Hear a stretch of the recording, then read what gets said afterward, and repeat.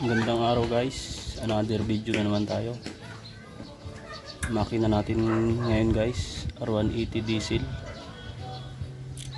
Problema nito guys, mausok na guys. Sa water pump siya ginagamit guys. Hanapin natin ang problema nito guys.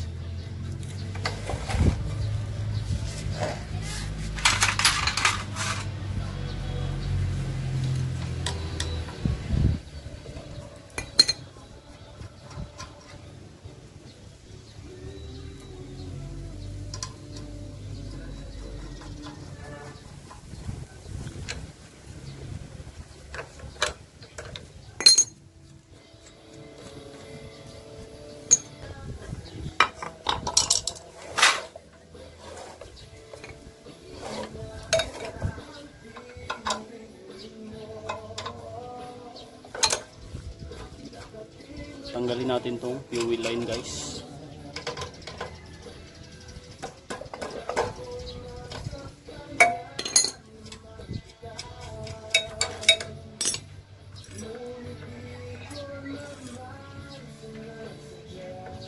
Push rod guys. Tsaka yung mga rocker arm nyo guys.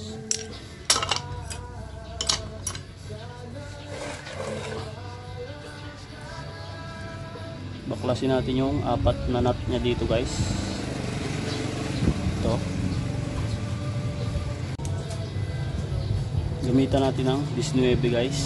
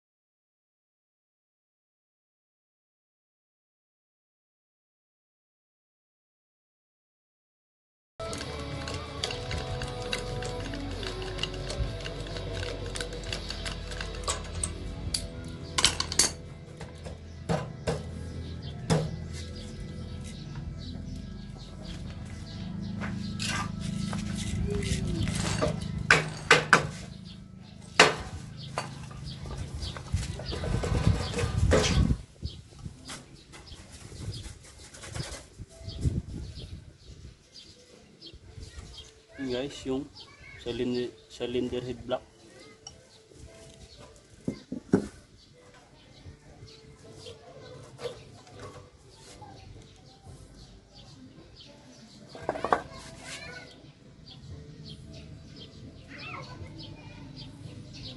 Guys,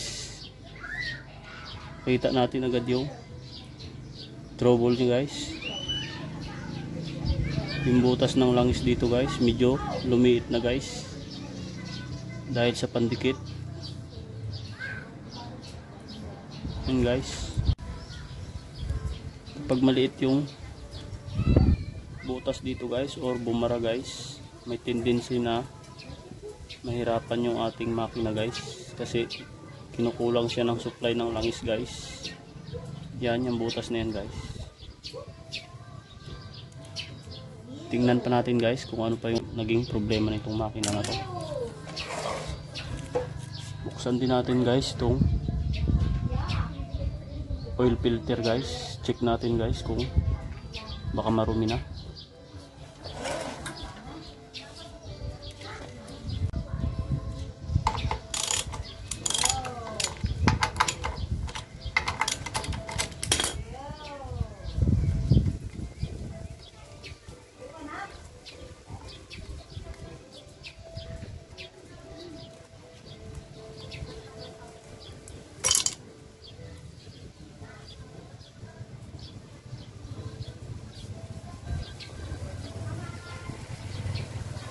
Yan guys, okay pa naman yung oil filter guys, malinis pa naman.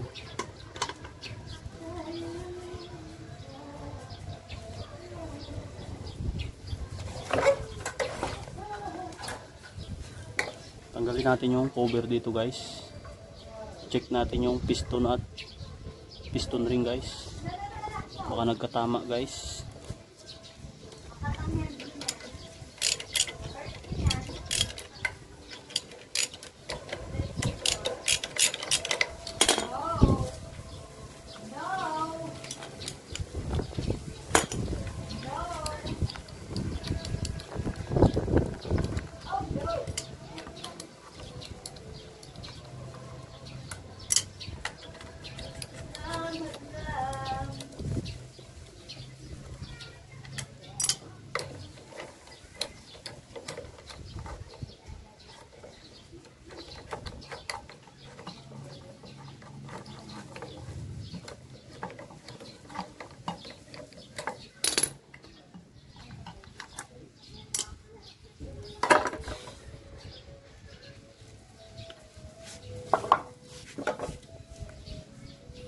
Tanggalin natin yung dalawang bolt dito guys.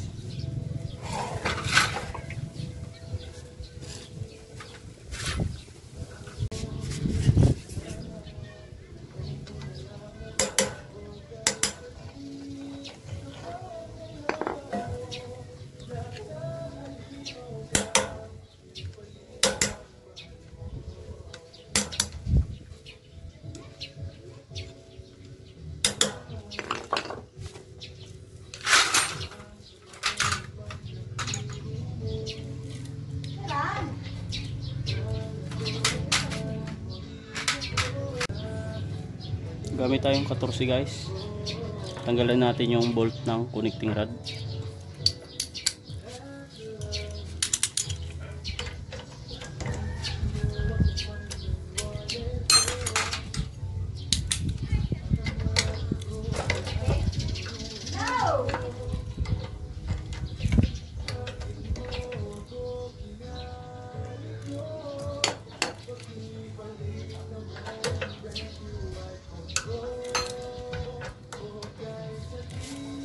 Check natin din yung kunrad bearing nya guys, baka nagkatama na guys, dahil sa kinulang siya ng supply ng langis guys.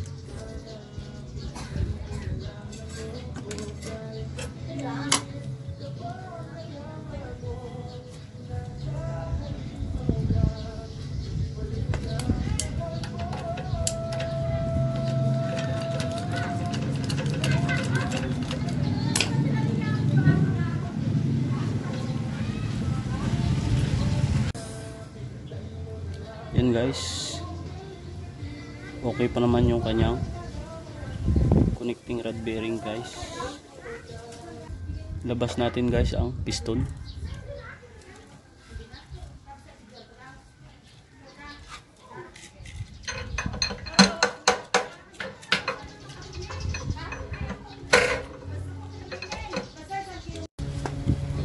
Yan guys, nailabas na natin yung kanyang piston guys.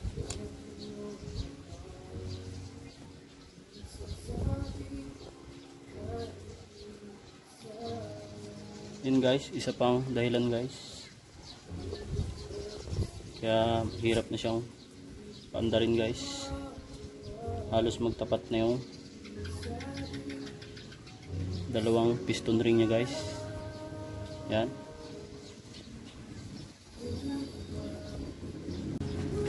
halos magtapat na yung biak ng ring nya guys.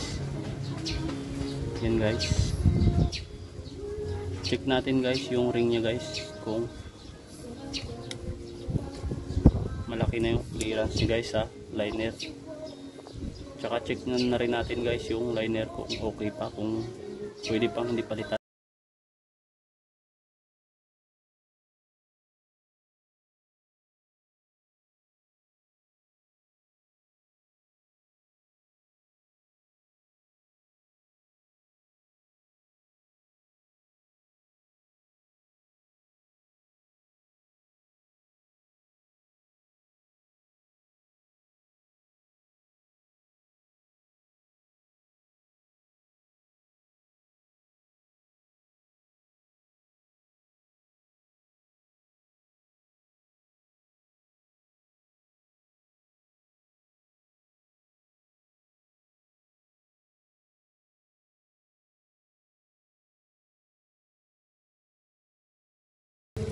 naging sira guys.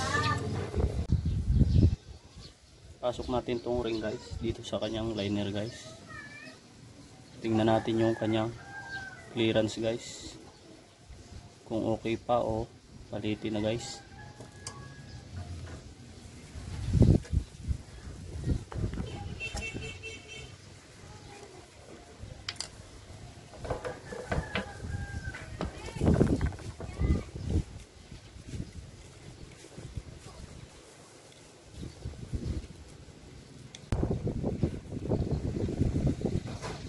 Yan guys, malaki na yung kawang ng oil ring nya guys. Yan, ibig sabihin guys, palitin na yung kanyang ring guys. Tsaka yung liner guys, may ribaba na guys. Palitan na rin natin to guys, para isang bukas lang yung ating makina guys.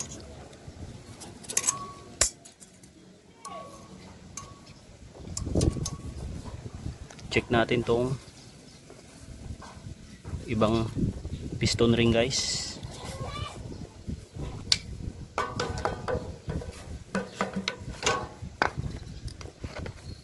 Yan guys, medyo nakakatawa guys, kasi sobrang laki na talaga guys ng kawang ng ring nya guys. Yan. Kaya mahirap na siyang umandar guys. Hard starting na to guys, tsaka mausok na guys. Check natin yung nasa top na ring nya guys. Yan,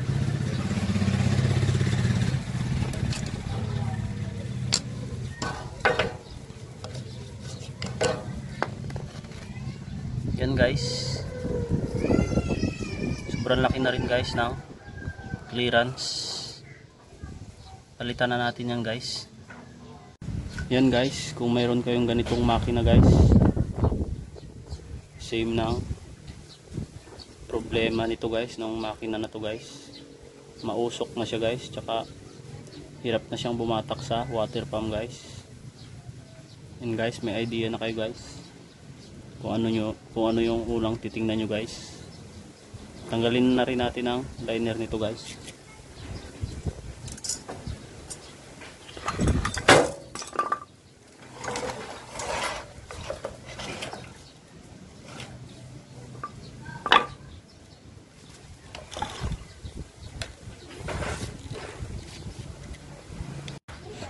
Shortcut na lang natin guys, tanggalin natin yung liner. Palitan na rin natin ng bago guys.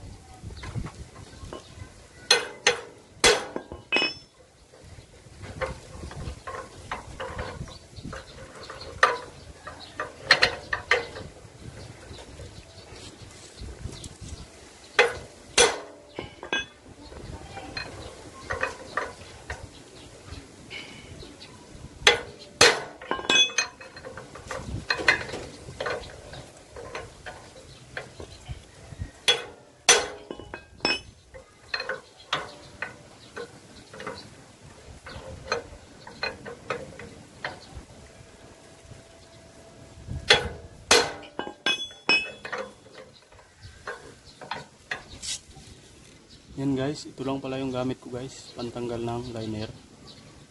Marami na tong tinanggal na liner guys. Kubota, Yanmar, China guys. Ito lang ang gamit ko guys.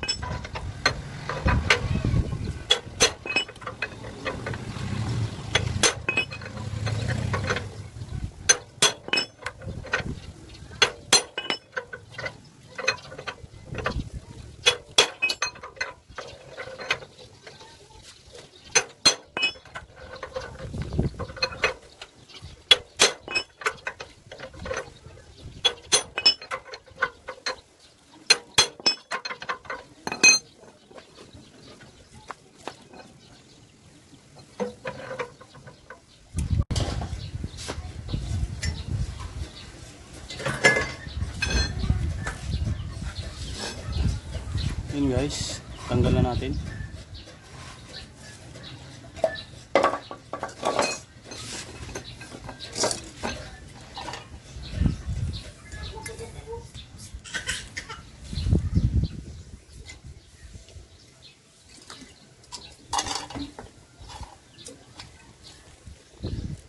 Pasok ulit natin yung mga ring niya guys. Tingnan natin ha.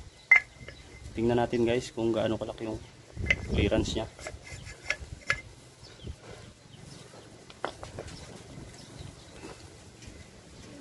Yan guys. Kita nyo naman guys. Pag ganyan nakalaki ang clearance ng ating piston ring guys. Hard starting na yung ating makina guys.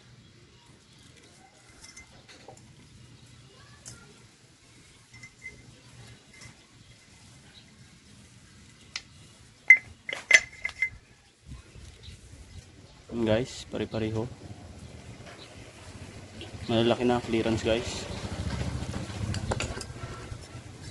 Yan guys, ito lang ang problema nito guys. Ring, tsaka itong liner guys. Palit na tayo ng liner guys. Tsaka palit na rin tayo ng head gasket guys. Palitan na rin natin ng piston guys. Yan. Palitan na rin natin ng piston guys, piston ring. Isang set na siya guys. Abangan nyo na lang yung part 2 guys. Pagkakabit ng liner, bagong liner guys, tsaka mga piston ring. Kapag nakabili na ng pyesa guys yung may-ari.